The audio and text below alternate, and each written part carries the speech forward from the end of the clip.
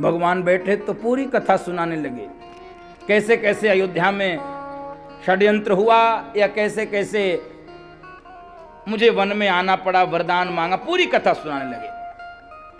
वाल्मीकि ऋषि ने कहा कि राम कुछ मत सुनाओ, हमको सब पता है, हमको सब पता है। और सुनो, दुर्भाग्य यही है कि तुमको लोग नहीं पहचान पाए, तुमको लोग नहीं पहचान पाए। क्यों? महापुरुषों को लोग पहचान नहीं पाते बंधु मातो, जब तक शरीर से रहते हैं तब तक तो यही कहते रहते, अच्छा हो ये तो हमारे साथ ही पढ़ता था, वो ही हो गया, अच्छा ये, अरे ये तो चाय बेचता था, अच्छा ये हो गया, अरे ये तो हमारे मोहल्ले में खेलता था हमारे साथ। ओ अरे भैया खेलता था, टेंस का भी इतना ज्ञान नहीं है, खुद से बोल रहे हो, खेलता था, है नहीं। जो था वो कोई और था, अब जो है वो कोई और है। लोग कहते हैं स्वामी विवेकानंद में नरेंद्र नहीं दिखता है, कहां से दिखेगा? खोजोगे तो पागल हो जाओगे, क्योंकि जब नरेंद्र मर जाता है तब तो स्वामी विवेकानंद का जन्म होता है। बंधु माताओं, ये प्रक्रिया है, ये प्रक्रिया है। हमारी आंख में दोष है, उसके महापुरुषत्व में कोई दोष नहीं है, उसके महापुरुषत्व में न्यूनता नहीं है, हमारे नेत्र में दोष है, आकलन में दोष है, दृष्टि में दोष है।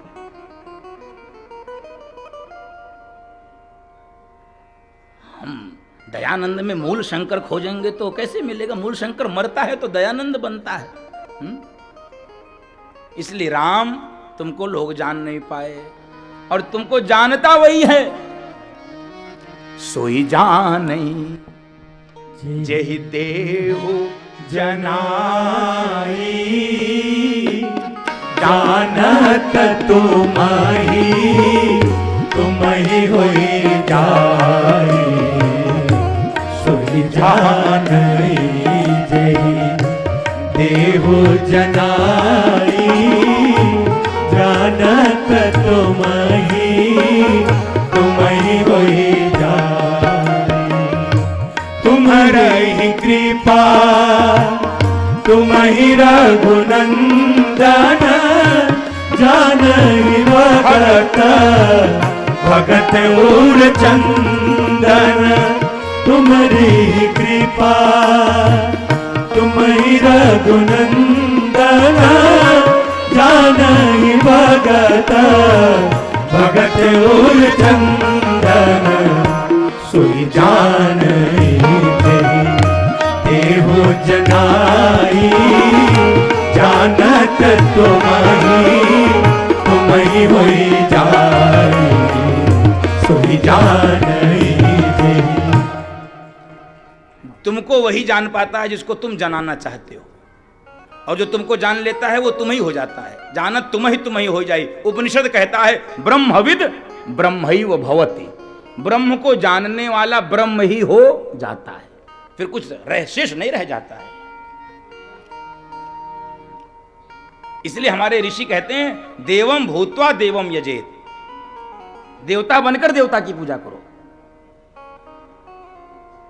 शिवो भूत्वा शिवम यजेत, शिव बनकर शिव की पूजा करो। ब्रह्म को जानने वाला ब्रह्म हो जाता, जानत तुम्हें हो जाए। तो गुरुजी सब जानते हो? हाँ सब जानता हूं। यद्यपि पूरा परिचय, तीनों का परिचय गुरुजी ने कराया, वाल्मीकि ऋषि ने तीनों का परिचय कराया है, विस्तार हो जाएगा। वो बहुत सुंदर छंद है, गा लें क्या? श्रुति से तू पालक राम तुम जगदीश माया जानकी, जो सृजति जगो पालती हरति। रुख पाई कृपा निधान की, जो सहस शीस अहिस महीधर। लखन सचराचर धनी, सुर काज धरि नरराज तनु चल। दलन थल निशिचर अनी, श्रुति से तू पालक, श्रुति से तू पालक, श्रुति से तू पालक। कौन हो तुम? तुम वेदों की मर्यादा के रक्षक हो। श्रुति से तू पालक राम तुम। दर्शन कीजिए, तीनों का परिचय मैं कराऊं आपको। कौन हो तुम? तुम वेदों की मर्यादा के रक्षक हो। और ये जानकी कौन है? ये तुम्हारी माया है।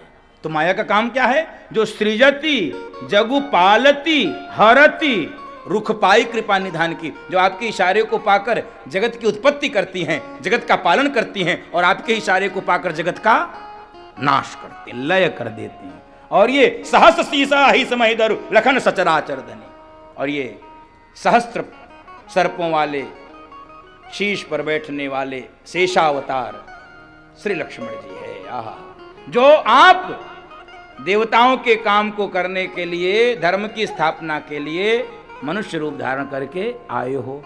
बोलो भक्तवत्सल भगवान की जय। तो भगवान ने कहा गुरु जी सब तो जानते हो, तो ये भी जानते हो 14 वर्ष वन में रहना। कहे हाँ, तो कहाँ रहूं, कहाँ रहूं? भगवान जाने का भी मार्ग पूछ रहे हैं, भगवान रहने का भी मार्ग पूछ रहे हैं। संपूर्ण प्रसंग गुरु महिमा को स्थापित करने का प्रसंग है। जीवन में मार्गदर्शक पथ प्रदर्शक की भूमिका क्या होती है, आवश्यकता कितनी होती है बंधु। देखो, परमात्मा स्वतंत्र ठीक लगता है, जीव स्वतंत्र रहेगा तो गड्ढे में गिर जाएगा। जीव के ऊपर तो छाया होनी चाहिए, आशीर्वाद की छाया, मार्गदर्शक की छाया होनी चाहिए बंधु माता। परमात्मा स्वतंत्र ठीक लगता है। नारद जी ने यही कह के भगवान से लड़ाई की थी, परम स्वतंत्र न सिर पर कोई, भाव वही मन नहीं करो तुम, जो तुमको लगता है चलो वही करते रहते हो तुम। जीव स्वतंत्र अच्छा नहीं होता बंधु माता, उसके सिर पर छाया। इसलिए पहले के लोग खुला सिर नहीं चलते थे, गमछा टोपी पगड़ी जरूर रखते थे बंधु माता, वो इसी कारण से रखते थे। तो बंधु माताओं, हमारे सिर पे गमछा टोपी न रहे कोई बात नहीं, हमारे शीश पर किसी गुरु की छाया, किसी माता पिता की आशीर्वाद की छाया रहनी चाहिए, ताकि हमारा जीवन भी बहुत आनंद से चले। यही मार्गदर्शन। तो कहां जाऊं, कहां रहूं? तो 14 स्थान बताएं। कितने स्थान? 14। और ये शरीर के बाहर नहीं है, ये शरीर के भीतर है। ये शरीर ही देव मंदिर है, हमने इसको भोग मंदिर बना लिया। ये शरीर देव मंदिर है, याचि देहि याचि डोला, इसी शरीर में देवता रहते हैं, हमने भोग मंदिर बनाया। 14 स्थान बताए। कौन कौन से? 5 ज्ञानेन्द्रियां, 5 कर्मेंद्रियां, अंतःकरण चतुष्टय, मन बुद्धि चित्त अहंकार, इन्हीं 14 स्थान पर भगवान रहते। अब बताया तो बहुत सारे सूत्र है, तो समय की मर्यादा में रहते हुए मैं आपको कुछ सूत्र बता दूं, जीवन में उसका उपयोग करिए। अरे जिनके श्रवण समुद्र समाना, जिनके श्रवण समुद्र समाना, तथा तुम्हारी सुभग सरिनाना, कथा तुम्हारी सुभग सरिनाना, भरहि निरंतर होई न पूरे, भरहि निरंतर होई न पूरे, तिनके हिया तुम्हार, तिनके हिया तुम्हार कहो गृह रे, जिनके श्रवण समुद्र समाना, जिनके श्रवण समुद्र समाना। जिनके कान समुद्र जैसे हों, भगवान के रहने के स्थान सुन लीजिए। जिनके कान समुद्र जैसे हों, और सुने और सुने और सुने और सुने, भर ही निरंतर हो ही ना पूरे। तो सुने क्या? कथा तुम्हारा सुभग सरिनाना। कान है समुद्र, नदी है कथा, और जिसका पेट न भरे कथा सुनने से, उसके हृदय में तुम रहना। बंधो माताओ, किसके हृदय में भगवान रहेंगे? जो कथा सुनने से मन भरता नहीं, जिसका मन अघाता नहीं है, और सुने और सुने और सुने, बार बार घड़ी जो न देखता हो कितना बजा, उसके हृदय में भगवान रहते हैं। एक बार सुन लिया, अरे बहुत सुन ली, छोड़ो, अरे कथा वही कथा, अरे बहुत सुना हमने, अरे छोड़ो, कुछ नहीं सुना उसने। एक राजा का चरित्र हमने पढ़ा श्री भागवत जी में, अद्भुत है वो राजा। क्या चरित्र है, दर्शन कीजिए जरा। उनसे प्रसन्न हो गए भगवान। भगवान प्रकट हो गए, कहे महाराज मांगो क्या चाहिए। सकुच विहाय मांग नृप मोहि, बोलो क्या चाहिए। राजा ने कहा हमको कुछ चाहिए नहीं महाराज, मैं तो यज्ञ इंद्र बनने के लिए थोड़ी कर रहा था, यज्ञ तो मैं धर्म की रक्षा के लिए, धर्म की स्थापना के लिए कर रहा था। कहे फिर भी मैं प्रसन्न हूं, मांगो तुम क्या चाहते हो। तो राजा ने कहा प्रभु पक्का मन बना लियो देने। कहा हाँ। तो उस राजा ने कहा मेरे पास 2 कान हैं, इन 2 कानों से कथा सुनने से मन भरता नहीं है, 10,000 कान दे दो ताकि 10,000 कान से कथा सुनते रहें। मुझे 10,000, ये सत्य घटना है, भागवत जी में वर्णन है। और भगवान ने उनको 10,000, वो कौन थे राजा, उनका नाम था महाराज पृथु, जिनके कारण इस वसुधा का नाम पड़ा पृथ्वी, जिनके प्रताप के कारण इस वसुधा का नाम पड़ा। ऐसे ऐसे राजा, वो 10,000 कान दे, बताओ मांगेगा कोई 10,000 कान। और बंधुओं माताओं, जिस कथा को सुनने के लिए ये निवेदन किया जा रहा है कि जिनका मन अघाए ना, भगवान राम का भी मन नहीं अघाया था। आपको बड़ी एक मार्मिक कथा सुना दूं बंधु माताओं, बहुत मार्मिक कथा है। भगवान का भी मन नहीं भरा था, भगवान का भी मन। कब? जब लवकुश आए थे अयोध्या में भगवान को कथा सुनाने के लिए। जब लवकुश भगवान को कथा सुनाने के लिए आए थे, भगवान का मन नहीं भरा था। लवकुश कब आए थे आपको सुनाता हूं।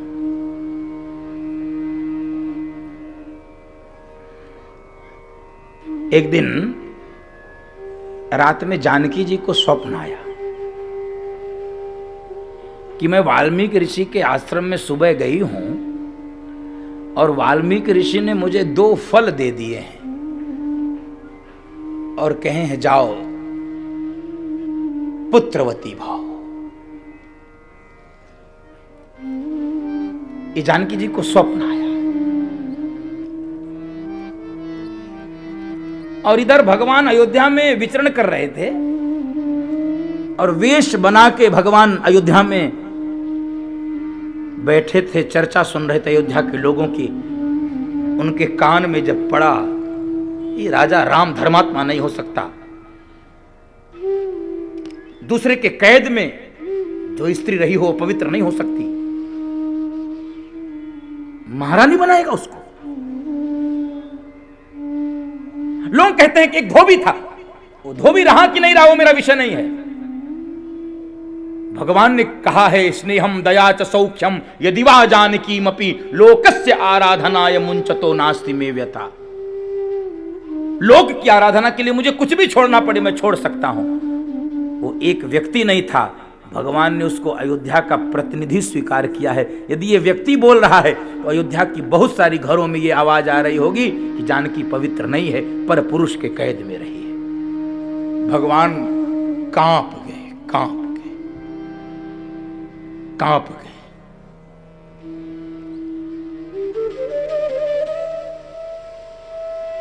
कि क्या मुझे वास्तव में जानकी को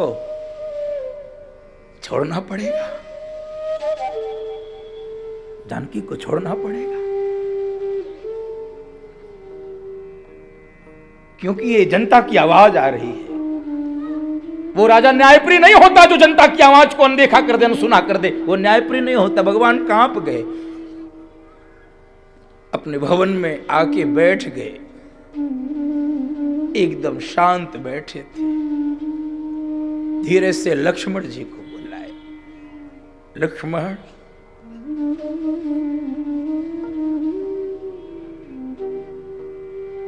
तुझसे एक काम मुझे लेना है। प्रभु आप ऐसा क्यों, आप आज्ञा करिए, मैं तो आपका अनुज हूं, सेवक हूं। लक्ष्मण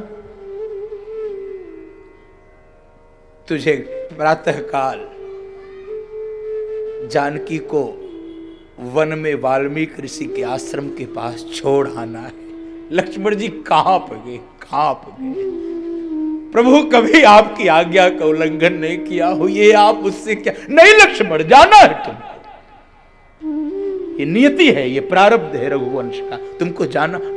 प्रभु सुमंत्र को भेज दो, भरत जी से कह दो, शत्रुघ्न जी से कह दो, मुझसे मत कहो। नहीं, ये काम तुम्ही को करना। चरणों में लक्ष्मण जी रोते नहीं है, मैंने एक दिन कहा था, रो पड़े।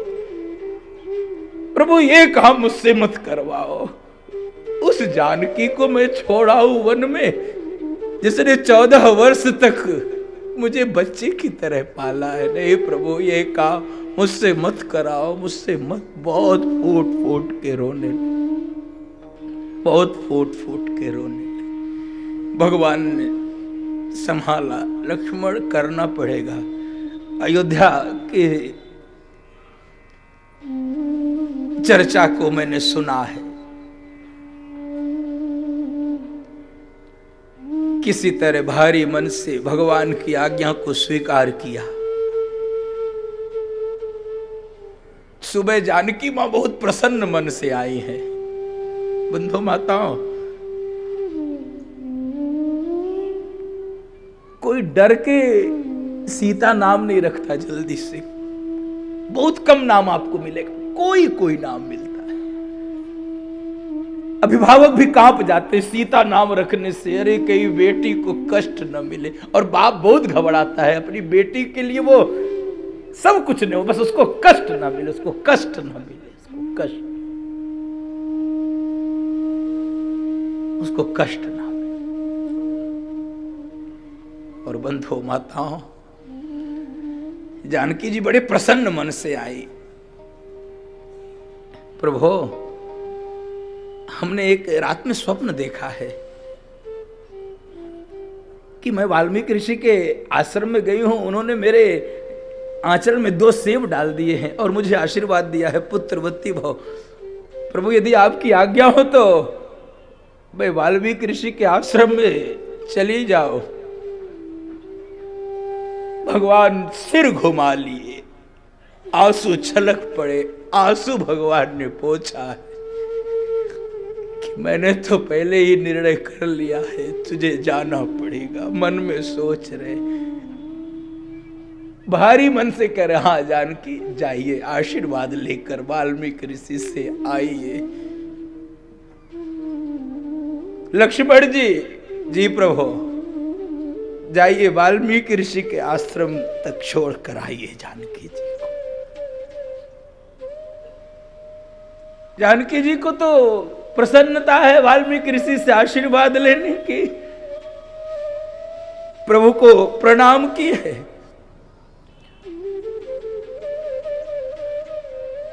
प्रभु मानो अंतिम बार विदा कर रहे हो जानकी जी को। जैसे ही रथ पे बैठी है जानकी जी, भगवान फूट के रोने पड़े, दौड़ के छत पे गए। अब जानकी कब तुमको देख पाऊं, अब कब तुमको मैं देख पाऊंगा, अब कब तुमसे मिल पाऊंगा, अब कब तुमसे मिल पाऊंगा। भगवान खूब रो रहे, खूब रो रहे, बार बार रथ को देख रहे, जानकी जा रही, जानकी जा रही। और बंधुओं माताओं, रथ पे लक्ष्मण जी जानकी जी को बिठाए, आंसू निकल आए। जानकी जी आप, लक्ष्मण जी, देवर जी आप रो रहे? नहीं नहीं, कोई बात नहीं, आंसू पोंछ ली, कोई ऐसी बात नहीं।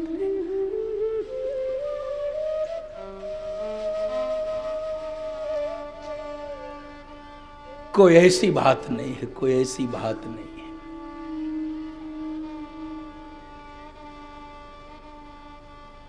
रथ आगे चला, रास्ते में एक बाग दिखा, सुंदर फूल। लक्ष्मण जी, साधु के सामने खाली हाथ नहीं जाना चाहिए। गुरु जी के सामने जा रही हूं तो मुझे लगता कुछ पुष्प तोड़ के माला बना लूं। लक्ष्मण जी कांप गए। जी मां, आप फूल ले लीजिए। जानकी जी फूल तोड़ने के लिए उतरी है। लक्ष्मण जी ने सारथी से कहा रथ घुमाओ अयोध्या की ओर। रथ घूम गया बड़ी तेज से, बड़ा अयोध्या की ओर। जानकी जी ने कहा लक्ष्मण जी, देवर जी कहां छोड़ के मुझे जा रहे, कहां छोड़ के जा रहे, रुकिए रुकिए रुकिए। लक्ष्मण जी रथ पे पछाड़ खा के गिर पड़े। मां प्रभु की यही आज्ञा है, रथ पे गिर पड़े, रोते रहे रोते रहे। ये कितना अभागा है लक्ष्मण, कितना अभागा है। जिस मां ने इसको 14 वर्ष तक बालक की तरह पाला, उसको छोड़ के मैं चला गया। रोते रोते लक्ष्मण जी भगवान के पास आए हैं, भगवान से गले मिलके इतना रोए, प्रभु भी आज रो पड़े। लक्ष्मण, जानकी के बिना मैं कैसे रहूं। लेकिन कभी कभी कठोर निर्णय राजा को लेने पड़ते हैं, राजा को लेने बाप को भी घर में कई बार ऐसे कठोर निर्णय लेने पड़ते। जानकी जी चिल्ला रही है, स्वामी हे प्रभु रक्षा करो, हे प्रभु रक्षा करो। घटना आती है, बहुत सारे पक्षी चिड़िया सब इकट्ठे हो गए। जानकी जी को जंगली पशु आके जानकी जी को घेरा बना के ये अपनी भाषा में कह, रोइए मत, रोइए मत आप, कोई बात नहीं, हम आपकी सेवा करेंगे, हम आपके लिए भोजन लाएंगे, हम आपके लिए जल लाएंगे, हम आपको बेटी की तरह पालेंगे। और इसी बीच वाल्मीकि ऋषि के 4 शिष्य समिधा बीनने के लिए जंगल में आए थे। और इधर जानकी जी चीख रही थी, प्रभु रक्षा करो, क्यों छोड़ दिए, क्या अपराध मुझसे हो गया, आपका तेज मेरे गर्भ में पल रहा है। गर्भवती थी जानकी जी। बंधु माताओं, कोई गरीब से गरीब व्यक्ति भी इस अवस्था में अपनी पत्नी को छोड़ता नहीं, इस अवस्था में भी पत्नी को छोड़ता नहीं। प्रभु क्या अपराध हो गया जानकी से, क्या अपराध, क्यों छोड़ दिए, क्यों छोड़ दिए। ये चारों शिष्य आके घेर लिए, दौड़ के वाल्मीकि ऋषि के पास गए। गुरुजी, रोने लगे चारों बच्चे। एक अबला स्त्री कोई रो रही जंगल में, बहुत रो रही, बहुत रो रही है। वाल्मीकि ऋषि दौड़ कर आए हैं, सीते हृदय से लगा लिया, चरणों में गिर पड़े। गुरुजी क्या अपराध हो गया, प्रभु मुझे छोड़ दिए, क्या अपराध हो गया। वाल्मीकि ऋषि रोने लगे, अधीर हो गए, जानकी के आंसू पोंछ रहे। जानकी रो मत, मैं भी तेरा जनक जैसा बाप हूं, दशरथ जैसा बाप हूं, चिंता मत करो, मैं तुझे अपने आश्रम में रखूंगा। तुझे मुझे अपने हाथ पकड़ के जानकी जी का गुरुदेव वाल्मीकि अपने आश्रम में ले गए। शिष्यों को बुलाया है, गुरु मां से परिचय कराया है, 4-6 शिष्यों को सेवा में लगा दिया। कोई कष्ट नहीं जानकी को होना चाहिए, कोई कष्ट नहीं जानकी को होना चाहिए। जानकी मां अकेले कुटिया में बैठ के बहुत रो रहे, प्रभु आपका तेज पल रहा है मेरे गर्भ में, क्या जवाब उसको दूंगी, क्यों मुझे निर्दोष को ये दंड दिया जा रहा है, क्या मैंने अपराध किया, एक बार मुझे कोई बता दे। गुरुजी मेरा अपराध बता दीजिए, क्यों दंड दिया जा रहा, क्यों दंड। फूट फूट के जानकी जी रो रही। और बंधुओं माताओं, समय आया, जानकी जी वाल्मीकि ऋषि के आश्रम में 2 बच्चों को जन्म दी। बच्चों को देख के जानकी जी हृदय से देखो ये कितने सुंदर सुंदर मेरे प्रभु के 2 बालक हैं। आज प्रभु होते मेरे पास तो कितना प्रसन्न होते। बाप जब देखता है बच्चों को तो बाप उछल पड़ता है, ये कैसे अभागे बच्चे, और मैं कैसी अभागिन हूं, इसके बाप यहाँ पर नहीं है। प्रभु क्या दंड दे रहे हो, क्यों ये दंड हमको दे रहे हो। पूरा आश्रम रो रहा है। जानकी जी के साथ दोनों बच्चे आश्रम में ही बढ़ने लगे। लौ और कुश बंधु माता।